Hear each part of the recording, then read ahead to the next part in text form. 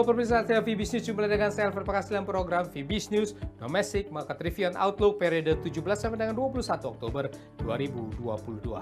Isu resesi global, pasar keuangan domestik tergerus.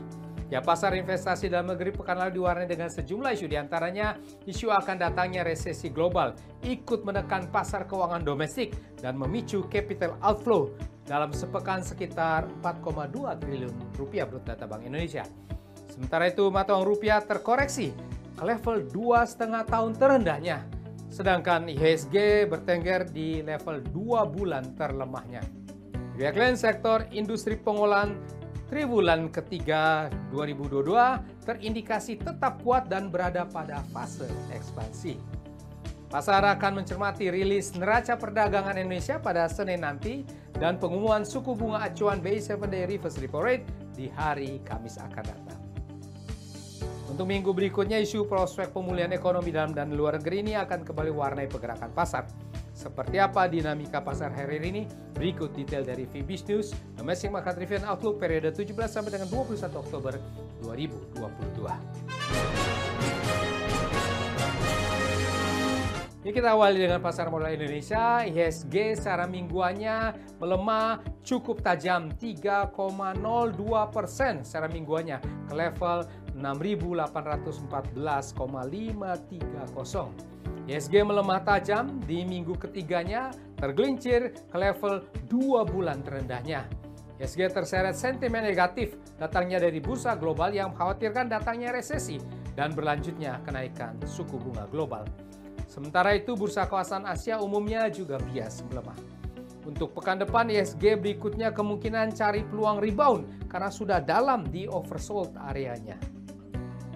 Mata uang rupiah pekan lalu juga terkoreksi 1,14% secara mingguannya ke level 15.426 rupiah per US dollar. Rupiah ini melemah di minggu kelimanya di tengah kuatnya dolar di pasar global sebagai safe haven, serta capital outflow di pasar SBN sekitar 3,4 triliun rupiah dalam sepekannya. Mata uang rupiah ini terpantau berada di sekitar 2,5 tahun terendahnya. Untuk minggu depan, mata uang rupiah kemungkinan masih cenderung tertekan.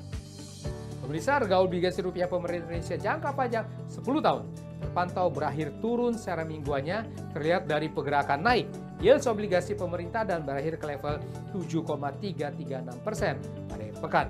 Ini terjadi di tengah berbaliknya aksi jual investor asing di pasar SBN. Sementara itu, yield US Treasury terus melaju naik bahkan di minggu ke-11-nya. Pemirsa setia VBS News, kinerja sektor industri pengolahan pada triwulan 3 2022 dilaporkan Bank Indonesia terindikasi tetap kuat dan berada pada fase ekspansi.